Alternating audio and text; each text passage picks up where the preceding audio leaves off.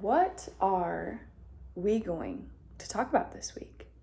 Hi, friends. It's you and it's me. Welcome back to my podcast. My name is Carolina James. And awkward pause as I get my thoughts together. We are on the journey.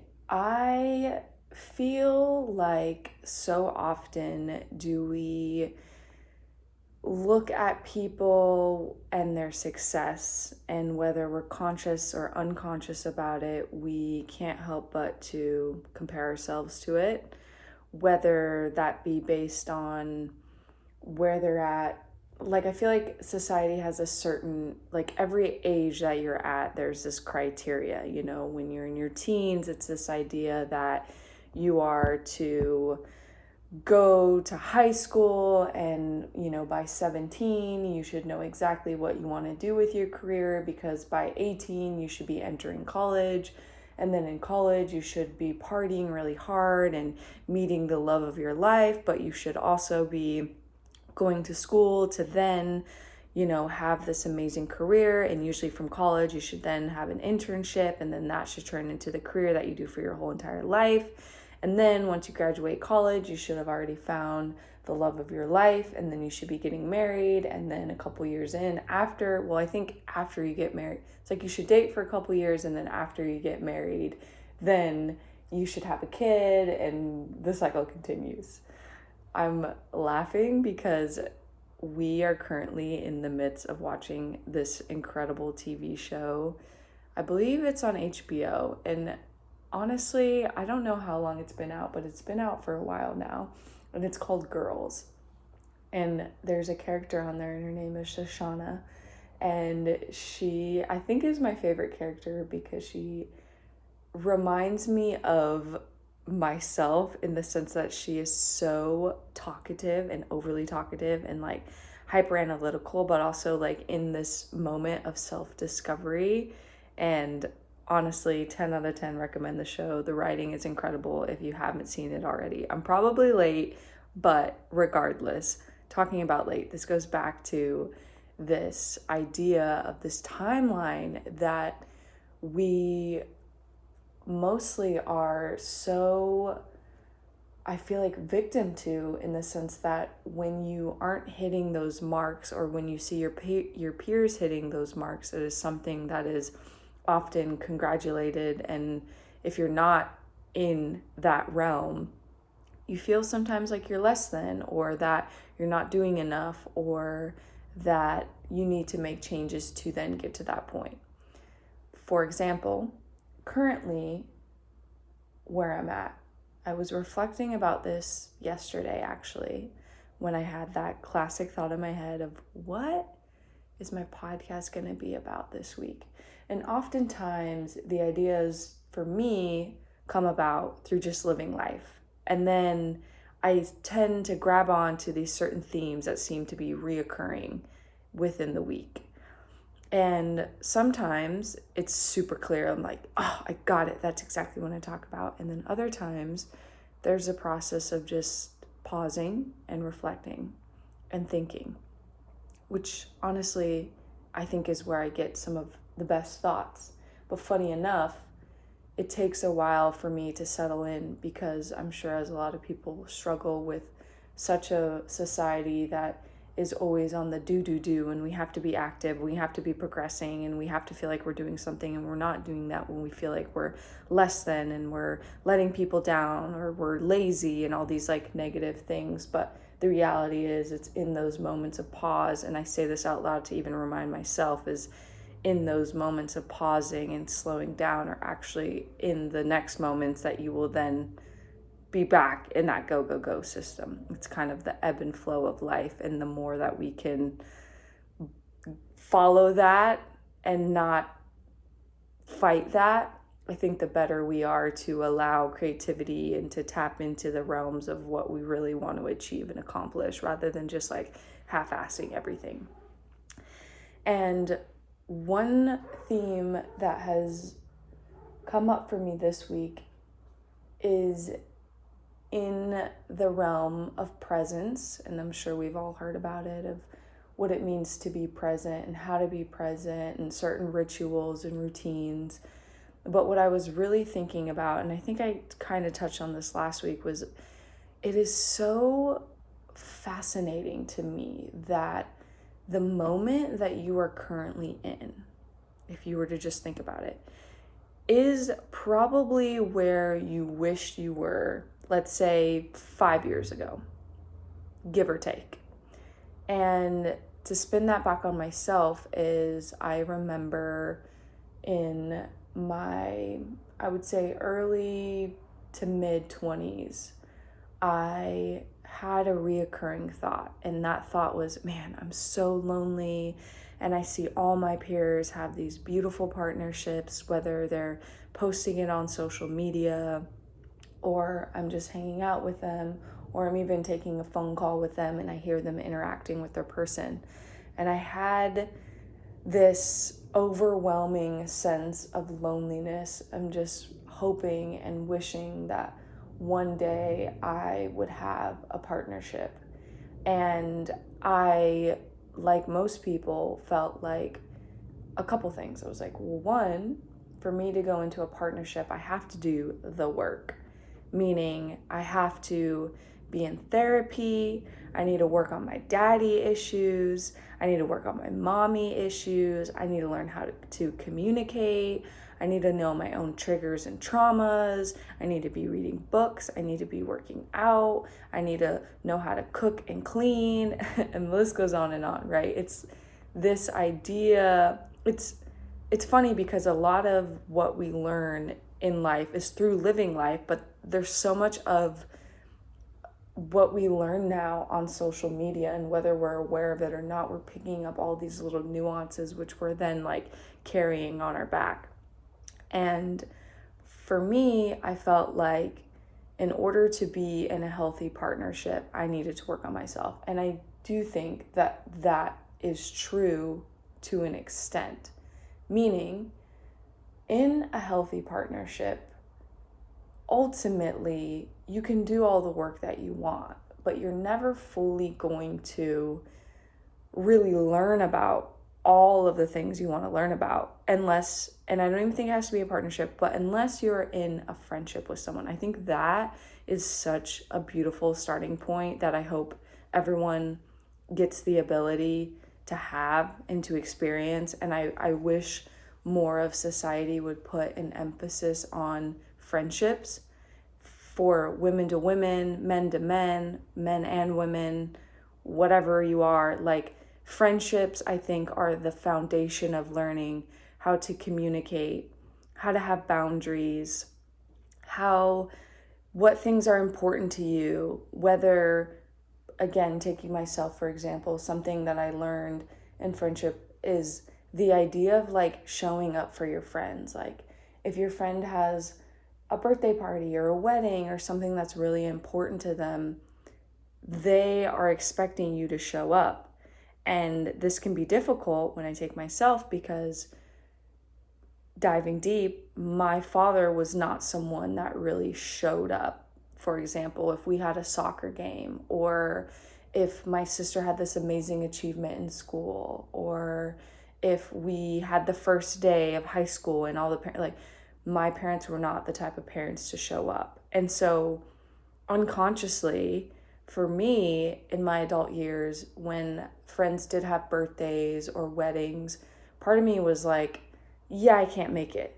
And a lot of that felt valid in the sense that I was like, I'm working and I don't have the time off and I don't have the money. Those were huge stressors in my life that validated. But then I think there was also a point in which my friends saw, they were like, well, did you try? Like, did you even ask your boss? Or did you try to get your shift covered? Or did you even maybe ask if potentially like I could get you a plane ticket, or things in that nature? So there's always more to the story.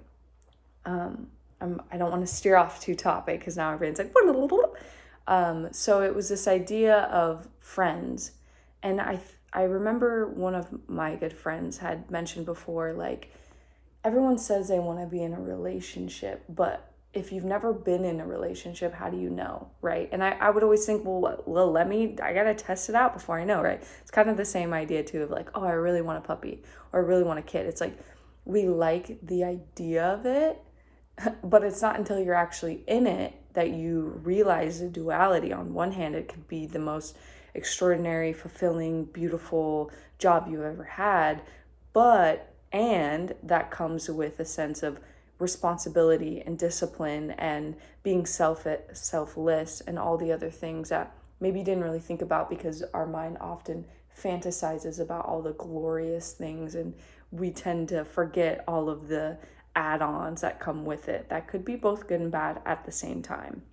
Which I think personally, if our society adopted more of an open mindset, more of an open landscape for people to have discussions and to be vulnerable and to share ideas that may be different than theirs, I think that we would actually all expand rather than fight. But again, that's on a different topic. So for me, years ago, I remember let's just say, I want to talk about dating because I think it's so fun, and I think a lot of people can relate to it, and it's something that I think everyone has a story. So let's back it up for myself. Let's get the real tea. So in high school, I was deemed as the popular / pretty girl on the most like basic structure. But with that came a lot of male attention, and I was never educated of what to do with male attention. Like, it felt good on one hand, but it was also like, what's the appropriate way to handle this? So I never fully had a mature relationship in high school, but I definitely explored in high school and had a lot of male attention that, looking back, I wish that I would have had an adult to talk about it with and to learn more about it, especially if you are sexually active, learning how to protect yourself and how to have those conversations and what are boundaries and the rights to your body and all those things. And I really think that there is this mixture of, when you are that young, it usually is something that is off limits. Like, we get the education that you shouldn't be doing it, and it's scary and it's bad. And I think the reality is, like, the less it's talked about, the more curious that the teenager's mind is. And also, the more that you tell your brain something is off limits, it almost seems like the more enticing it is. And the more that you are like, well, since they say I shouldn't do it, I think I'm going to do it. At least that's how it works for me.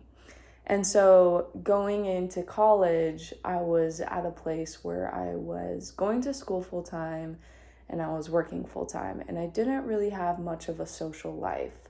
My socialization came through work. I worked at a juice bar at the time. I worked with some really cool people, and I was also really, really deep in the struggles of mental health and being really addicted to working out. It was something that I had to do, and if I didn't do, I would be completely distraught in my mind, and it was something that I prioritized over everything. So my schedule was like, wake up, go to class or go to work, then either switch. If I went to work, then I would go to class, or if I went to class and I would go to work, I would get off, I would do my workout, and then I would poop by that time. I would cook dinner, go to sleep, and do it all over again. Like, that was like my college experience, and I wasn't happy for several reasons. And then fast forward to graduating college, I felt this desire of like, okay, now that I'm graduated, I have to have this career, and I've been working at this juice bar now for 4 to 5 years, and I've worked all the way up to management, and I feel like there's nothing more to live and there's no more opportunity. And I was in this like relationship that didn't serve me and was whack. I don't even want to give it any attention. And so I was like, you know what? I am gonna buy a one-way ticket to San Diego, California. I'm going to reinvent myself. I'm going to live by the beach. I'm going to surf, and everything is going to be magical. And that to me was a really pivotal time in my life because, long story short, when I got to San Diego, I realized I was like, I am so miserable. I had an injury where I wasn't able to work out, and all I could do was sit there. I didn't have a job. I didn't have a community. I didn't really have any friends. And I just had myself. And I remember feeling so depressed. I remember going to my roommate and being like, I am not looking forward to waking up tomorrow. That sounds awful. And I could tell inside of myself, I was like, I am deeply struggling.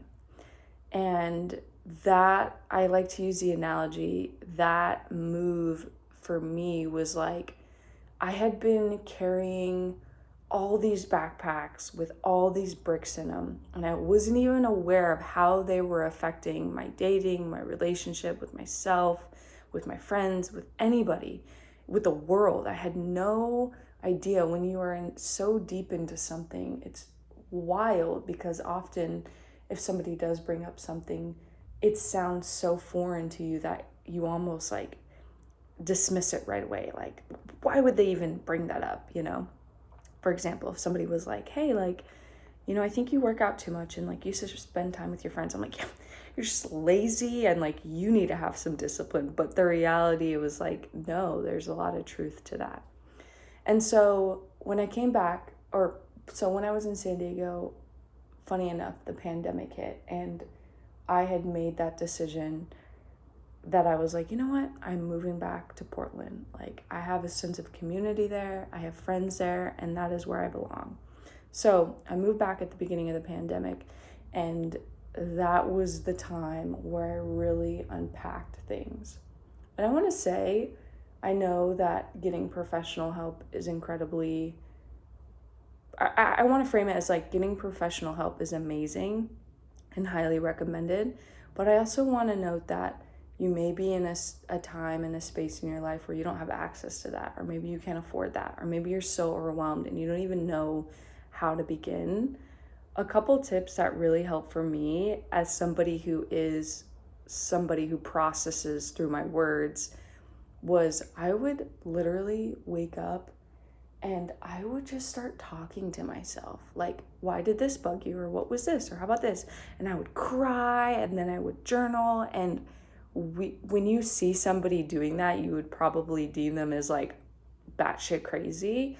And so I think probably we shouldn't be doing that. But also, if you are doing that, like having the freedom and the ability to do that in your own private space where you can fully express yourself and not feel like you have to put a mask on, or not feel like you can't scream or cry because you're out in public. Like, definitely recommend, if you have the ability to do that in your own space, can be incredibly healing, and you can work with a lot of things. And I think that's kind of like the first level of it, is like admitting it to yourself, processing it, like working through it, right? But I think the ultimate testimony is then like going out in the world and using it. It's like education, right? You learn a skill, you learn mathematics, and then the real learning is, can you apply that to your everyday life? So for me, it was like really heavily involved with my self-esteem, my self-confidence. Those were the things that were truly damaged, and those were the foundation of what kept me away from having healthy relationships and kept me away from enjoying life. I can remember so many times where, you know, it's summertime and like, let's go to the river. And I was like, I can't. I feel really uncomfortable in my own skin. Or even silly things as like, let's go out and meet friends. And it was like, I'm feeling really bloated and uncomfortable. There's been so many times in my life that in the past that I often wouldn't put myself out there because I felt really uncomfortable in my own skin. And that is something that, you know, they say, I don't know if it's ever going to go away. There's moments where I call it like flare-ups, where you can have things that come up. For example, I recently helped a friend do like a website photo shoot, and the pictures were not at all really based on like your face or your body. Like they were very like editorial and like Vogue, and it was all about the like angles, and they came out really well actually. And I got the photos back the other day, and I was looking at them, and I was like zooming into my body, and I was like, like kind of picking it apart, and I was like, whoa, we ain't doing that, because what's the point? What's the point of tearing yourself down, right? To then make yourself feel worse, to then punish yourself? No. We ain't doing that. We are uplifting ourselves. So, winding it back to relationships, in the midst of all of these things that my 20s came about, I got to a point where I was like, okay, I unfortunately feel so comfortable in my own space. I got to that point. I didn't always. I was like, I feel comfortable in my own space. I feel comfortable with myself. And now I think I deserve a partnership.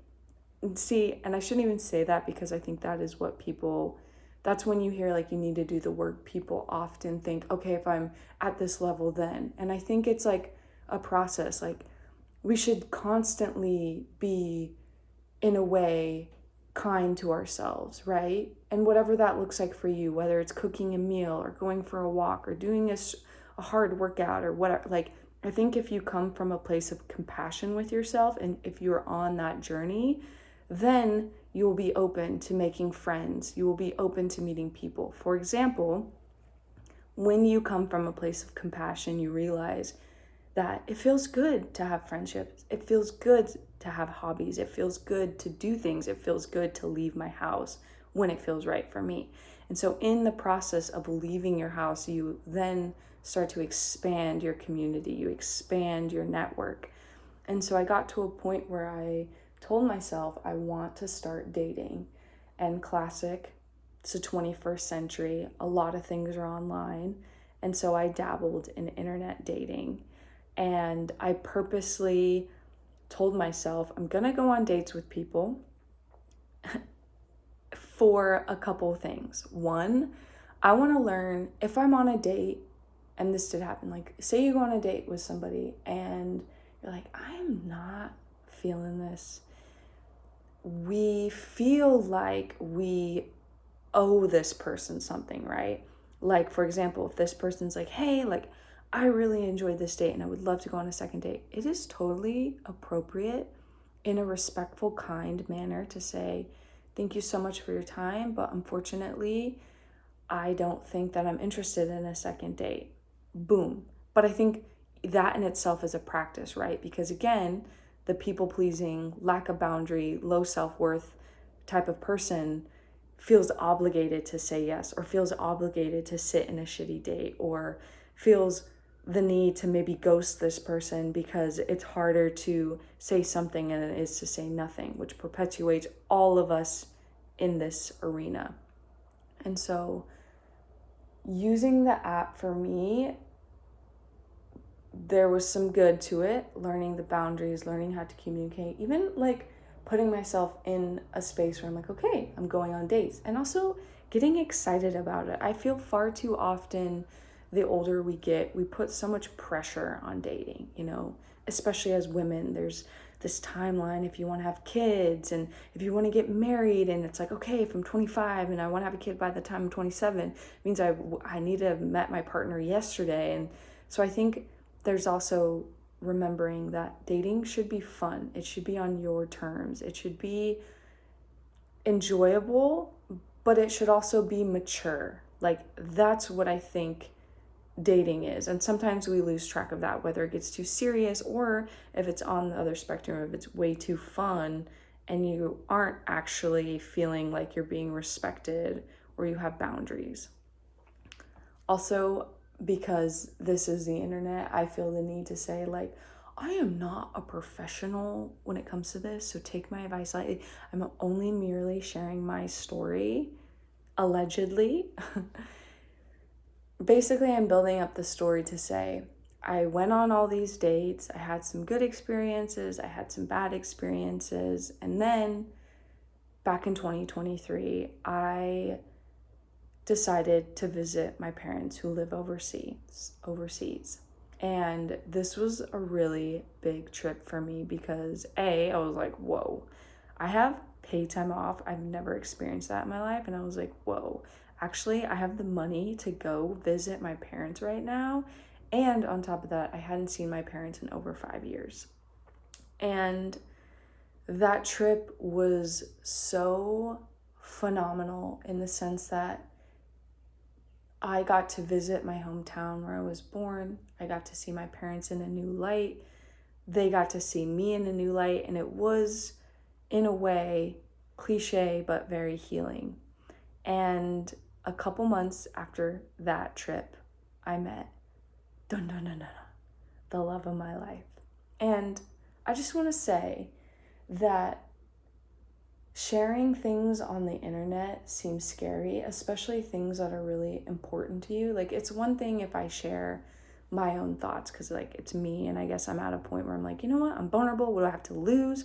I'm trying to make this work. But when I start to share, like, my friends or my partner, then it almost feels like, whoa. Where's the boundary in here? Like, I don't want to make this a couples channel. I don't want to like spill our business, but I think it is worth sharing because the reason I'm sharing this is because for so long in my 20s, I have felt so lonely, and I always wondered, will I ever meet somebody? And am I even worthy to date? And I don't even know if I can see myself in a relationship. And I met my partner at a time where I was open and I wasn't necessarily looking, and I met him in the real life world, and this partnership has been the most beautiful thing for me because it's what I've always dreamed of. It is like the classic, you're like best friend and somebody that uplifts you, but somebody that holds you to standards and someone you can communicate with, and somebody that even when you do have fights, you guys can like work it out, and we're like bettering ourselves and we're building a life together, and we have dreams and goals, and we have all these things. And what I was thinking about yesterday was like 5 years ago, I would have done anything to see myself in such a beautiful relationship with such a beautiful human being that ticks all of my boxes plus more. And now I'm like sitting on the couch and I'm like, wait, like 5 years ago, what I was experiencing was like being incredibly lonely. And like now I'm at a point where I feel this sense of unhappiness, and it's because I'm wanting the next thing. And the next thing for me is this career. I want a career that is fulfilling and that isn't sucking the soul out of my butt, and that's actually paying to live this like luxurious life. Like, I dream of traveling and building this beautiful A-frame house and decorating it and like picking the tile and like, and is that dream based off of social media and what I see? Is that dream like possible? And I think like, yeah, it is, and I'm just trying to manifest it. But I guess what I'm trying to say is I find it so fascinating that we as humans, like, it feels like we always want. It's like, oh, I really wanted this relationship, and now I have to remind myself, I'm like, you're here, you've arrived, it's beautiful, like, be in it. And I'm like, but wait, I forgot to say that I also wanted like this beautiful career. Like, can I have everything at once? I think that's where I'll end the question is it possible to have everything at once? Like, can you have this beautiful, successful, creative career? Can you have this like beautiful, healthy, fun, vibrant relationship? Can you have all the health and the wealth? Like, is that possible? I think it is. So here's my journey, trying to do what maybe people think is impossible. I'm trying to make it possible. but in a way that feels like in alignment with myself. So, yeah. And,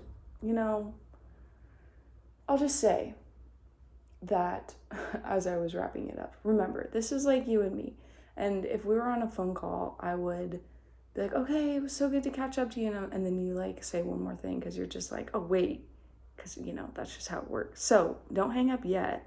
Like, wait, if you made it this far, which I know you did because you're probably relating to this, because who doesn't want it all, right? In their own way. Not from greed, but Now I lost the point of what I was going to say. I guess it wasn't that important. Oh, this is what I was going to say. So, not to bring up my job, but like to bring up my job. Long story short, not really getting a lot of hours. So I'm like, oh, I have all this free time. But I'm like, why am I feeling sad? Because I have all this free time. And I'm like, what do I do? And one thing that I've slowly been trying to chip away is like chill, relax. Obviously that's hard. But the other thing, I was like, I am starting to take this podcast serious, right? So part of that is like getting the Instagram up and like getting the YouTube channel up, and it's a journey, it's a process, but I'm doing it. I just had, well, by the time you see this, it'll already be out for like a month, but I have a Linktree app, which can take you now to every single link. Like, check it out. Check me on YouTube, Spotify, on Apple. Let's go. Dreams do come true. I'll leave you with that. Okay. Much love. Talk soon. Bye.